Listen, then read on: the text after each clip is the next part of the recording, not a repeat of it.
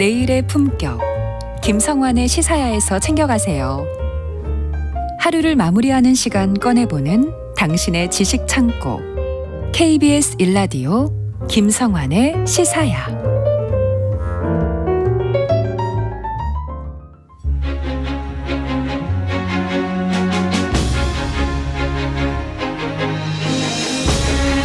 최근 서울 한복판에서 고려시대 유적이 잇따라 확인되고 있습니다. 고려 궁궐터, 이 왕실이 행차할 때 머물던 거처로 추정되는 유적지가 드러난 건데요.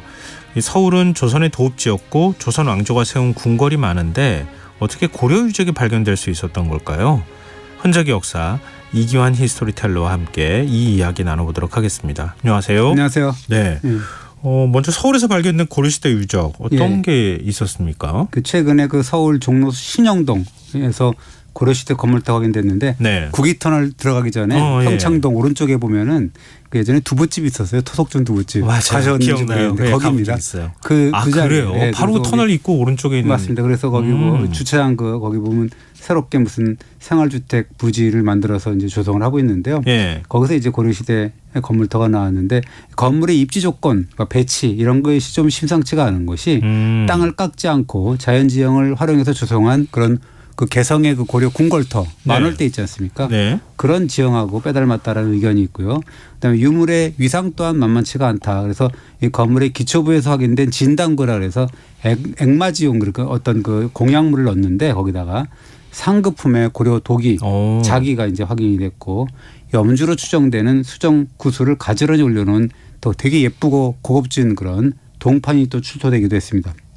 이게 확인이 됐다는 것도 참 대단한 일이라는 생각이 드는데 이게 어느 시대에 조성된 걸로 확인되고 있습니까? 고려 임금의 행차와 관련된 그런 특수 건물이다라고 하는데요. 이 건물터에서 보면 유적의 연대를 판단할 수 있는 명문 기화가 나왔는데 승한 3년이라는 그런 찍힌 기화가 나왔는데 네. 승한은 금나라 장종이 1196년부터 1200년까지 5년간 그것은 연호입니다. 그러니까 승한 3년이라는 것은 1198년이다. 제작했다라는 걸 알려주는 거죠. 그것이 고려 신종 원년에 해당됩니다.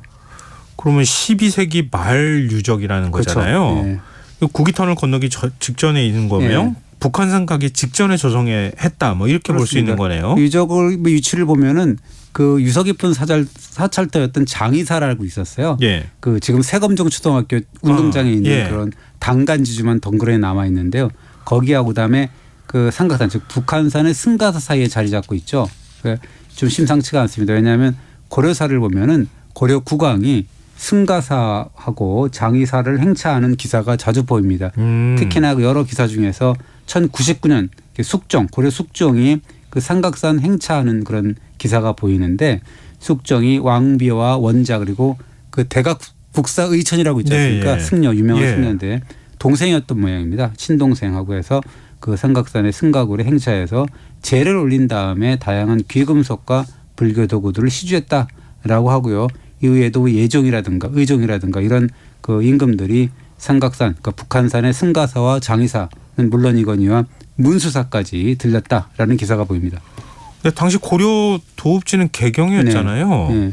왜 고려 임금들이 도읍지에서 이렇게 먼 거리인 삼각산까지 왔을까요? 이유가 있어요. 왜냐하면 삼각산이 북한산이 고려 왕조를 반석 위에 올려놓은 현종 임금이라는 분하고 깊은 관계를 맺고 있는 그런 산인데요. 우리가 세종대왕 하면 누구를 떠올리시죠? 보통 조선조 세종 명군을 떠올리잖아요.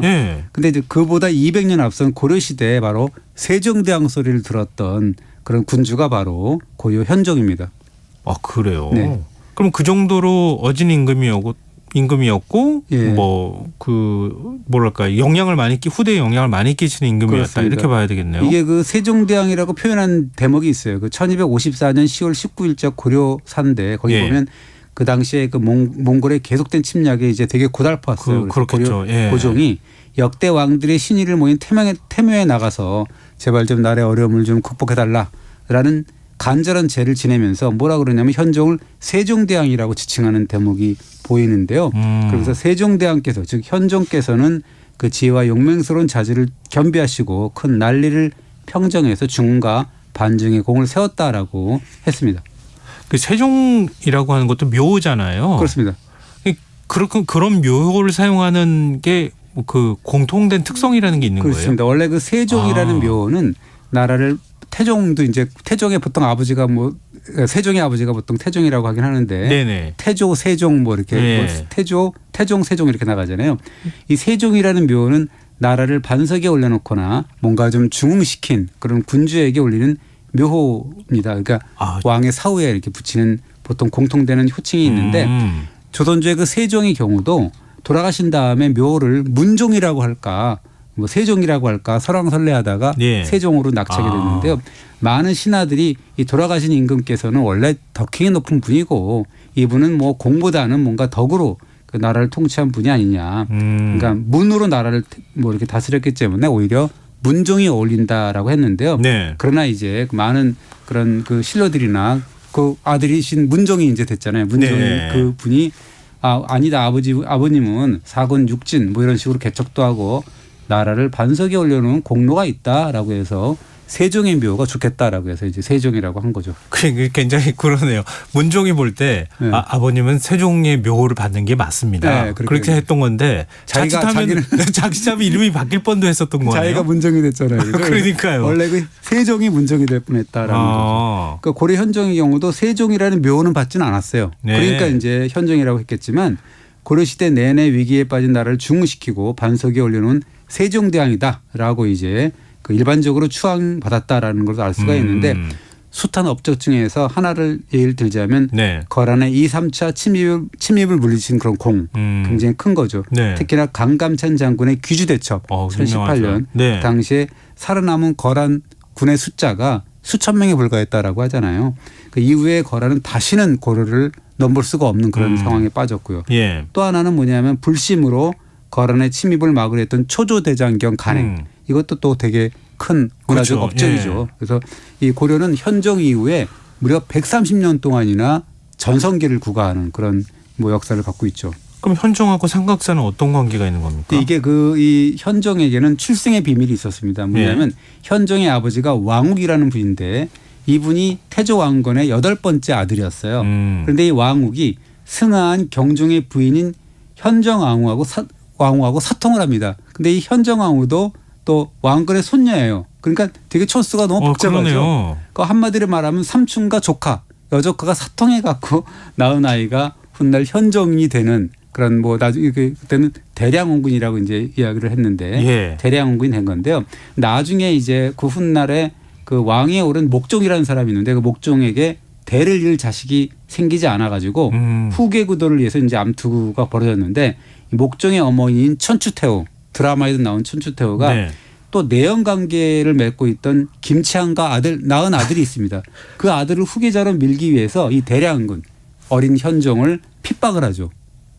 이 관계가 어떻게 되는 겁니까? 이게. 왜냐하면 근데 요즘 식의 사고방식으로 생각하면 안 되는 거죠. 고려 왕실 신라도 마찬가지인데 근친혼이 성행을 해가지고 촌수 따지는 게 너무 복잡합니다. 근데 그런 줄 알고 있는 게 좋을 것 같아요. 나중에 자세히 살펴보면 되는데 어쨌든 이 대량원군 즉 어린 현종은 그런 그 복잡한 후계고도 싸움에 휘말려 갖고 천추태후한테부터 그 너는 머리를 깎아라 해갖고 강제로 머리를 깎고 승려가 되어서 삼각산 즉 북한산의 신열사라는 곳에 머물렀는데요. 그런데 이 내연남과의 사이에서 낳은 아들을 자기 아들을 왕위에 올리려는 천추태후가 대량원군 어린 그 현종을 죽이려고 여러 차례 자객을 보내는데 그 삼각산에 있는 스님이 방에 땅굴을 파가지고 숨겨졌다라는 일화가 있습니다. 마침내 1009년에 강주에 정변이 일어나가지고 그 천추태후의 내연남인 김치한 부자 다 죽이고 목종을 시해한 뒤에 승려가 되어 있던 대량원군 어린 현종을 임금으로 옹립을 하는 그런 사건이 생긴 거죠. 아 그렇구나. 그 천추태후가 자기의 자식을 왕으로 만들기 위해서 하고 그 정적이라고 할 수 있는 뭐 경쟁자라고 할 수 있는 현종을 죽이려고 막 자객을 보내려고 했는데 결국은 현종이 나중에 임금에 올랐다. 근데 그 숨어 있었던 곳이 바로 삼각산이다. 그렇습니다. 되게 밀접한 관계가 있죠. 근데 이 현종이 삼각산에 있을 때 꿈에 다구는 소리하고 일화인데요. 다듬이 소리를 들었답니다. 그래서 이 꿈이 뭔가 해가지고 이제 했는데 그 해몽하는 사람이 술사가 기막히게 해몽을 해줬는데 다구는 소리는 꽃기호잖아요. 꽃기호라고 할 수 있는데 고기 위라고 해가지고 높고 귀한 자리라고 이제 해몽을 해줬어요. 고기위라고 해가지고. 예, 예. 다듬이 소리는 저는 잘 모르겠는데 그것이 어근당 소리가 난대요. 따가닥 어근당 소리가 나는데 임금 자리가 가깝다. 그러니까 임금 어자에다가 뭐 이 가까울 근자 뭐 이런 식으로 해서 임금 자리가 가깝다라고 해몽을 해줬다라는 겁니다. 그래서 왕위의 오를 징조다 이렇게 해줬다라고 합니다. 그럴싸한데요. 예. 나중에 결과론이라고 할 수가 있습니다. 그러니까 고려 임금들이 삼각산에 계속 행차를 한 것이다. 그렇습니다. 현종의 후손인데 네. 그 덕종, 정종, 문종, 선종, 숙종, 예종, 인종 다까지 모두 명분 소리를 들었거든요. 그래서 네. 아까 얘기했듯이 그 전성기가 130년 정도 됐다고 하는데요. 네. 이 또한 현종의 음덕이다라는 평판이 있었고 그러니까 삼각산 즉 북한산은 고려를 태평성대로 이끈 현종의 숨결이 숨쉬고 있던 성지로 인식이 되고 따라서 고려 임금의 삼각산 북한산 행차는 일종의 성지순례 같은 그런 느낌이었다라고 우리가 볼 수가 있는 거죠. 아, 그런 고려 임금들의 성지순례 길목에서 네. 고려 건물터가 발견됐다. 네. 그러니까 심상치 않다. 그렇습니다. 그러니까 어떻게 보면 이제 우스갯소리인데요. 이게 삼각산 승가사 그다음에 장의사를 행차하던 고려 임금이 잠깐 머문 휴게소군 요즘으로 치면 카페가 아니었나 뭐 이런 생각 이렇게 이제 우스갯소리도 하는데요. 예. 근데 사실은 이번 발굴 성과가 빙산의 일각에 지나지 않는다. 왜냐하면 발굴 지역에서 남쪽으로 좀 내려가면 창의문에서 자하문 고개가 있잖아요. 예. 거기를 넘었으면 어디가 있습니까? 청와대하고 청와대. 경복궁 네. 있잖아요. 그것이 원래 고려 왕조가 건설한 궁궐이 또 하나의 궁궐이 있잖아요. 제3의 궁궐이라 그래서 남경이 예. 자리 잡고 있었죠. 그러니까 뭐 일종의 휴양지라고 해야 되나요? 아니면 당시에 그 궁궐을 또 하나 남쪽에다 둬가지고 그렇죠. 그렇습니다. 준 궁궐처럼 활용했던 겁니까? 제3의 궁궐이라고 볼 수가 있는데요. 남경 건설을 주도한 임금이 다름 아닌 현종의 아들과 손자인 문종과 숙종인데요. 이 문종은 궁궐 건설을 구상을 한 분이고 그다음에 그 문종의 아들 그리고 현종의 손자인 숙종 때 이제 본격적으로 남경 건설 계획을 논의하게 되는데 예. 숙종의 명을 받은 최사추라는 인물이 1101년에 유일옥 후보지를 답사를 쭉 합니다. 서울 쪽 인근에. 그러면서 네. 어디를 갔다 오냐면 노원역하고 해춘이라 그래서 도봉산 아래를 갔다 하고 그다음에 용산 지금의 대통령 관저가 지금 옮겨간 거기를 가봤더니 부적합합니다. 이거는 안 됩니다라고 하는데 오로지 삼각산 즉 북한산 면학이 북악산이거든요. 네. 면학의 남쪽이 최적지다라고 이제 딱 찍어서 이제 결정을 하죠. 그럼 지금의 청와대 자리요? 그렇습니다. 그러면서 1102년에 중서문화성이 어떻게 얘기하냐면 도시계획을 짜는데 동으로는 낙산, 남으로는 살이라 그래서 한강대교 부근, 그다음에 서로는 무학지, 북으로는 면학 즉 북악을 긋는 남경의 도시계획들을 완성을 하는데요. 그러면서 한 그 3년간의 공사 끝에 궁궐이 완공이 되고 숙종은 1104년에 완공된 남경 궁궐을 친히 찾아와서 10여일 동안 머무르면서 궁궐에서 백관의 축하 인사를 받고 이 숙종이 또 남경 건설 기념으로 해서 신료들과 군사들에게 상여금 관전이라고 하는데요. 네. 나라 돈을 그 상여금으로 지급하는 그런 뭐 이벤트도 걸렸죠. 아니 3년씩이나 궁궐을 져놓고 예. 왜 천도를 안 한 겁니까? 이게 그 남경 건설 계획 단계에서 술사 뭐 이렇게 그 분이 김희재라는 사람인데 네. 술사가 올린 상서문에서 어떤 단서를 찾아볼 수 있을 것 같은데요. 이 김희재는 지리도 참사했잖아요. 도선비기라고 하는 그런 책이 있는데 그거를 인용해서 뭐라 그러냐면 임금이 해마다 개경과 서경 즉 평양과 그다음에 남경에서 4개월씩 머무르면 36개국이 조회한다라고 이제 아뢰었습니다.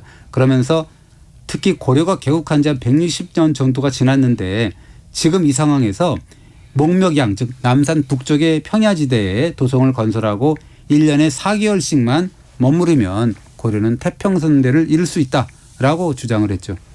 갑자기 이거 말씀 듣다가요. 네. 저도 아이디어가 떠올랐는데 네. 우리나라 대통령도 이렇게 하면 어떨까 하는 생각이 좀 들어도 돼요. 피곤하죠. 이 임금이 자꾸 돌아다니면 안 좋습니다. 아이고 물론 피곤하긴 하겠지만 서울이 없어지면 네. 전국이 다 이렇게 균형 발전이 되지 않을까라는 생각이 갑자기 들었는데. 경호를 해야 되잖아요. 근데 당시로 봐도 그렇지만 네. 이렇게 임금이 여러 군데 옮겨 다니면서 통치를 하면 네. 왕조가 번성할 것이다. 그렇게 이제 얘기를 한 거예요. 그래서 이제 그것이 이제 풍수질이라고 할 수가 있는 예, 거죠. 그 말에 따라서 고려 임금들이 이 완성된 남경을 자주 방문했는데요. 어떻게 보면 남경 방문은 아까 얘기했지만 고려판 세종대왕인 현종의 자치를 또 덧없는 성지순례 코스였다라는 거고 예를 들자면 예종과 인종 뭐 이런 사람들도 남경에 가서 신하들의 조회를 받고 연회를 베풀기도 하고 또 남경에 뭐 무슨 궁궐에 화재가 났다는 기록도 있고 그리고 이제 물론 남경 나들이를 뭔가 주색잡기의 기회로 삼은 임금도 있는데 나중에 1170년에 무신나는 자초한 그런 의종 있잖아요. 네네. 홍군이라고 볼 수 있는 의종이 그 남경을 방문해서 뭐 신하들하고 아침부터 그 다음날 새벽까지 밤이 새도록 흠뻑 취해 있었다 뭐 이런 기록도 남아 있습니다. 근데 생각보다 임금들이 자주 왔네요. 그렇습니다. 그래서 1285년에 충렬왕 그리고 원나라 출신인 부인 있죠. 제국대장 공주 부부 동반으로 남경에 행차를 했는데 그때 기록을 보면 남경 부사가 삼각산 문수굴에 충렬한 부부의 행차를 오십시오 하면서 권하면서 새로운 길을 뚫기 위해서 백성들을 동원했다 이런 기록이 있는데요. 그 일로 해서 임금으로부터는 예쁨을 받았다 그래요. 그러나 백성들 동원하고 이러면 얼마나 백성들한테는 그렇죠. 원성이 또 잦아있겠습니까. 그런 일도 있었고 남경 행차 기록은 1330년 충해양 즉위년에도 보입니다. 1330년이면 고려시대 거의 말기 아닙니까? 그렇습니다. 그때까지 임금들이 다 행차했다는 거잖아요. 그렇습니다. 예. 그리고 그 고려 궁궐터가 지금의 청와대 터다. 예, 그렇습니다. 아까 그 숙종인 남경을 조성하면서 북악산 남쪽 그리고 남산 북쪽 평야지대라고 했거든요. 예. 근데 이 고려 개국 후에 이 썼던 그 태조실록을 보면 뭐라고 돼 있냐면 1394년에 고려 숙종 때 조성했던 궁궐의 예터가 너무 좁아서 그 남쪽에 새로운 궁궐터 즉 경복궁을 정했다라고 이제 기록을 했는데요. 그래서 이 남경의 궁궐이라는 게 경복궁의 북쪽 지금의 청와대 자리다라는 것을 우리가 짐작할 수가 있죠. 태조 이성계가 조선을 개국할 때 그때 고려시대 궁궐이 있다는 걸 다 알고 있었을 그럼요. 것이고 그 좋은 자리라는 예. 걸 알고 그 옆에 조금 좁아서 남쪽으로 조금 더 남쪽으로 내려가서 지었다라고 합니다. 그러면은 청와대터에 조선시대 유물뿐만 아니라 고려시대 유물도 남아있다는 얘기네요. 그래서요. 그 2007년부터 이미 증거가 나오기 시작했는데요. 경복궁에 흥복전지라고 있어요. 거기에 그 도랑유구에서 고려시대 기와와 전돌이 뭐 계속 출토가 됐는데 39점 정도 나왔다 그래 그때.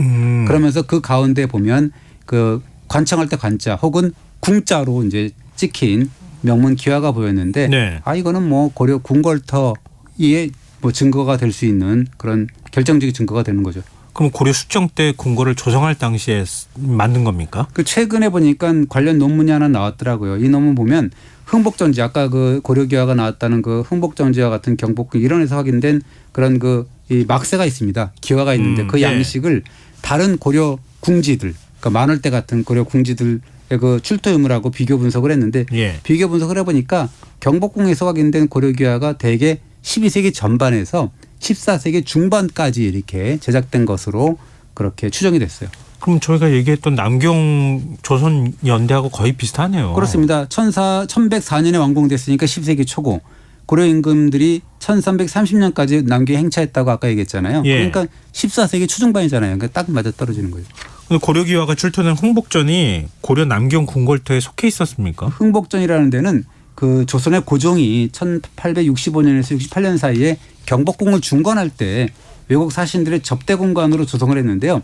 이 공간은 1390년대 경복궁을 처음 조성할 때는 궁궐의 영역에서 벗어난 북쪽에 있었거든요. 그 태조실록이 아까 그렇게 소개했잖아요. 좁아서 남쪽에 그 새로운 궁궐을 마련했다라고 하니까 고려기와가 확인된 흥복전지 권역이 그 1102년에서 1104년에 조성된 고려 궁궐터에 속해 있었다라는 이야기가 되는 거죠. 그럼 고려 때 조성한 남경의 규모를 파악할 수는 있는 겁니까? 논문을 보면 이제 그 만월대 그 고려 그 개성 거기하고 그 남경 궁궐터로 짐작되는 청와대터의 입지를 좀 비교해 봤는데 아마도 만월대를 좀 뭐 이렇게 벤치마킹하지 않았을까라고 생각이 돼서 그랬는데 이 만월대를 보면 남쪽에 하천하고 궁궐 정문까지 길이가 1.5km 정도 되는데요. 이거를 남경터하고 대입시켜 보면 청계천에서 1.5km 거리가 지금 고려기와가 출토된 흥복전지 부근이에요. 그렇다면 흥복전지 부근이 남경의 정문 즉 경복궁으로 친다 그러면 광화문이 되는 거다라고 우리가 알 수가 있고 또 개성 만월대의 경우는 궁궐의 남북 길이가 400m 정도 되는데 그걸 고려 남경의 정문으로 추정되는 흥복전지를 기준으로 이렇게 북쪽 400m가 보니까 지금의 청와대 상춘제가 된다. 그럼 거의 거죠. 비슷하네요. 그렇습니다. 지금의 모습하고. 그렇습니다. 그래서 고종 때 경복궁을 중건하면서 많은 고려 남경 그 궁궐 유물이 파괴되었겠죠. 그중에 일부가 이제 출토된 거고. 그러니까 제대로 조사를 하게 되면 그런 남경 시절의 유물을 확인할 수 있다라는 것을 알 수가 있습니다. 그럼 이제부터 청와대 터를 좀 새로운 시각으로 봐야겠네요. 새로운 스토리가 생겼지 않습니까? 예. 고려판 세종대왕인 현종의 숨결에 담긴 어떻게 보면 고려의 성지인 삼각산 그리고 영원한 태평성대를 꿈꾸며 조성했던 남경 그 사이에 현현하고 있는 900년 전의 고려 건물터 이런 것들이 있는데 도심 한복판에서 36개국의 조회를 꿈꿨던 고려 흔적이 나타나고 있는데요. 이게 이제 청와대 속에서 고려 궁궐의 자취를 이제는 한번 찾아보면 어떨까라는 생각이 드는데 청와대를 국민에게 돌려주고 개방하는 게 뭐 능사는 아니고 네. 이런 스토리텔링을 좀 찾아서 역사성을 부여하는 것이 더 중요한 것이 아닌가라는 생각이 좀 듭니다. 지금 청와대 개방하기 전에도 한번 말씀해 주신 적이 있었잖아요. 있습니다. 그러니까 발굴 작업을 먼저 좀 진행하면 어떨까. 조사를 좀 해가지고 그 청와대에서 고려를 한번 찾아보는 것도 되게 스토리텔링으로 좋을 것 같아요. 네. 그러면은 갑자기 이 청와대가 600년의 문제가 아니라 900년, 1000년까지 늘어날 수 있다는 거잖아요. 그렇습니다. 여러 가지 역사가. 이야기를 우리가 만들 수가 있거든요. 맞습니다. 뭔가 좀 발굴 작업도 필요하고 거기에 따르는 새로운 청와대의 면모들을 우리가 발견할 수 있지 않을까. 그럴 생각이 별로 없는 것 같다는 생각이 들어서 그런 기대를 좀 한번 해봅니다. 자, 흔적의 역사 지금까지 이규환 히스토리텔러와 함께했습니다. 오늘 말씀 고맙습니다. 감사합니다. 김성환의 시사용 오늘 순서 여기서 마칩니다. 모바일 쿠폰 당첨자는 홈페이지 공지사항에서 확인하실 수 있습니다. 편안한 밤 되시고요. 전 내일 다시 찾아뵙겠습니다. 지금까지 시사평론가 김성환이었습니다. 고맙습니다.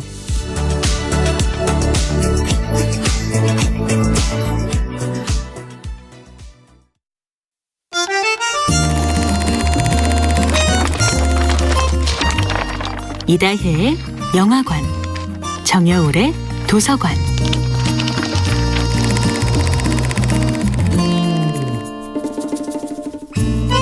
안녕하세요. 여러분과 아름답고 풍요로운 책 이야기를 나누고 있는 작가 정여울입니다. 이번 주에 함께하는 작품은 안데르센의 동화 눈의 여왕입니다. 어느 작은 도시에 카이라는 소년과 게르다라는 소녀가 살았습니다. 둘은 어린 시절부터 영혼의 단짝이었습니다. 매일 아름다운 장미정원에서 함께 놀며 사이좋게 지냈지요. 인생의 그 어떤 어둠도 차가움도 그림자도 그들은 아직 알지 못했습니다. 그러던 어느 날 카이의 눈과 마음에 악마의 거울 조각이 박히고 맙니다. 그 거울 조각은 세상 만사를 어둡고 삐딱하고 사악하게 바라보게 되는 마법에 걸려 있었지요.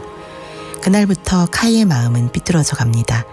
모두에게 불친절해지고 세상 모든 것을 삐딱하게 바라봅니다. 눈의 여왕은 바로 그 카이의 마음속에 박힌 거울 조각의 차가움을 알아본 것일까요? 카이를 납치해서 자신의 성으로 데려가 버립니다. 영혼의 단짝을 잃은 게르다는 카이를 찾아 길을 떠납니다. 마음 여린 게르다는 자신도 힘이 없고 걱정이 많으면서도 온갖 타인들을 도와주면서 그들에게 도움도 받습니다. 게르다의 착한 마음은 사람들뿐만 아니라 동물과 식물까지 감동시켜 온 세상에 사랑을 받는 존재로 성장해 갑니다. 게르다는 눈의 여왕의 철통 같은 권력과 냉정함에 맞서서 자신이 지닌 모든 지혜와 열정을 끌어모아 사랑을 구해내려 합니다. 게르다는 카이를 찾기 위해 일상을 버리고 가족을 버리고 마침내 목숨까지 기꺼이 버리려 합니다. 이 이야기의 감동은 단지 그녀가 무엇을 버리는가에서 오지 않습니다. 이 이야기의 감동은 그녀가 어떻게 버리는가에서 찾아옵니다. 그녀는 처음에는 실종된 카이를 찾기 위해 길을 나섰습니다. 게르다는 무작정 그를 찾기 위해 길을 떠났다가 천신만고 끝에 그를 찾아내는 과정에서 바로 그 방황과 고통의 길 위에서 이것이 진짜 사랑이구나라는 것을 깨닫습니다. 아무것도 가진 것 없는 이 작은 소녀의 유일한 무기는 다른 이의 이야기를 그저 묵묵히 잘 들어주는 것이었습니다. 게르다는 길가에서 만나는 모든 존재들에게 카이의 행방을 묻습니다. 그러나 모두들 카이의 이야기가 아니라 저마다 간직하고 있는 나만의 사연을 조잘조잘 떠들고 싶어 합니다. 그녀가 만약 난 바빠서 이만 하고 그들의 이야기를 외면해버렸다면 이 이야기는 더 이상 앞으로 나아갈 수 없고 그토록 그리워하던 카이를 찾을 수도 없었을 것입니다. 정여울의 도서관이었습니다. KBS 기상통보. 안녕하십니까. 기상청 5월 9일 밤 11시 발표 기상통보입니다.